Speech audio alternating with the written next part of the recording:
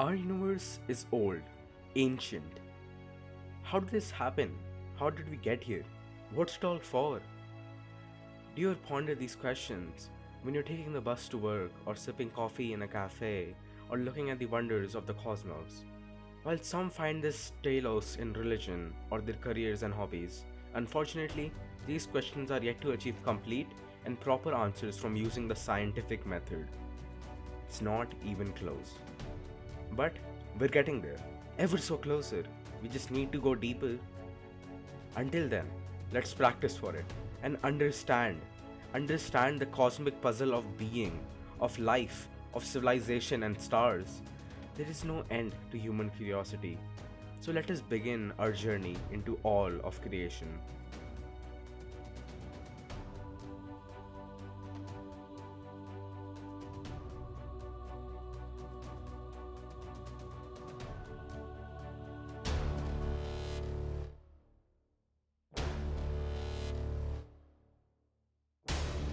The universe began through the Big Bang 13.8 billion years ago, the origins of which still remain a mystery. Next came the Planck epoch, 10 to the power minus 44 seconds after the Big Bang. This, by the way, is the smallest amount of time that is possible or that we know of. During this time, the temperature of the universe is said to be 10 to the power 32 Kelvin, which is considered to be the Planck temperature, the absolute hottest anything can be in the universe. This is the temperature of the surface of the sun compared to the Planck temperature. So yeah, that's somewhat. As things cool down, we have the separation of the four fundamental forces into the electromagnetic force, weak nuclear force, strong nuclear force, and gravity. Moving on, let's skip to the quark era. These are the bad boys that make up protons and neutrons found in the nucleus of atoms. Then comes the formation of these neutrons and protons, followed up by the birth of the first elements of hydrogen and helium. And then the electrons join in after a few 100,000 years. Good arrangement actually, I would like to say so. But don't worry, it's time for the birth of stars and primordial black holes. Yet stars die, leaving behind newer elements and more. Next comes the creation of the solar systems as well as the birth of the sun and the planets that came forth. The formation of the earth filled with metals, minerals and ore. But what is it all for? Anyways, moving a bit far, the world gets beaten up by a planet about the size of Mars. Destruction and debris in the face of death. From it emerges a silver face of ice, and the moon takes its first breath. Yet, the world is still lifeless and ravaged by fire, a world filled with doom and ire. But hooray for water and its carriers who go through, causing rain and drizzle, turning the world blue, and creating it anew.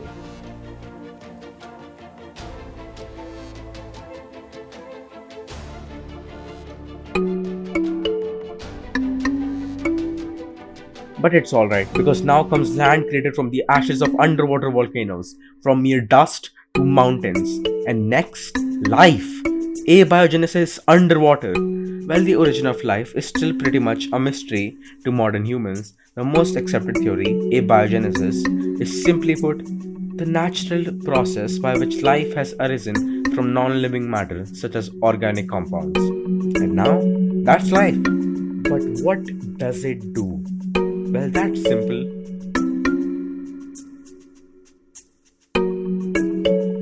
Time for the Cambrian explosion, featuring this, and even this.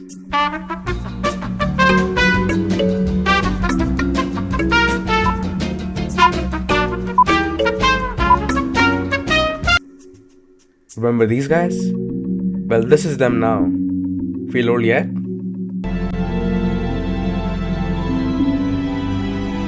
Go back! I want to be monkey!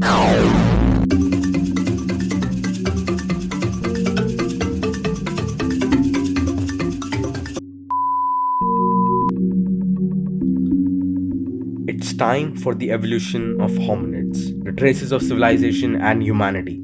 Starting from these chaps whose name I cannot pronounce, to Homo erectus, and then to the most recent big three, Homo heidelbergensis, Neanderthals, and Homo sapiens. Us. But what of the other two? The dead. Gone. Some reasons unknown, and some reasons us. Entire species wiped out by shiny monkeys who didn't even use metal yet. And we didn't stop at Neanderthals or dodos.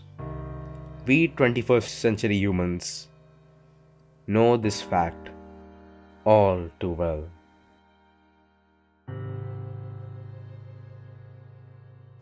But what of us? Why aren't we dead? The human condition is a tragic tale of captivity and death, disease, hunger, and war. The earth is a prison, and we are its captives. We suffer and we survive, lives filled with struggle and strife. However, there is no limit to human ingenuity. There will always be some fool who wants to learn everything and do everything. We are survivors and conquerors, the entire planet at our mercy. Look at what we have achieved: speech, science, literature, art, sports, entertainment, and culture. We have the cosmos itself in our tiny, tiny hands.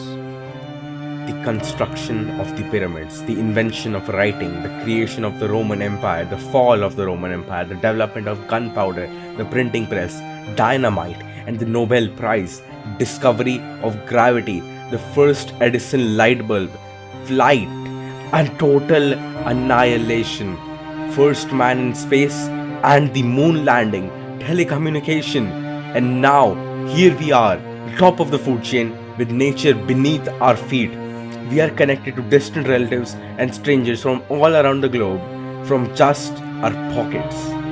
Look how far we have come from struggling to find a day's worth of food to struggling to find a day's worth of food.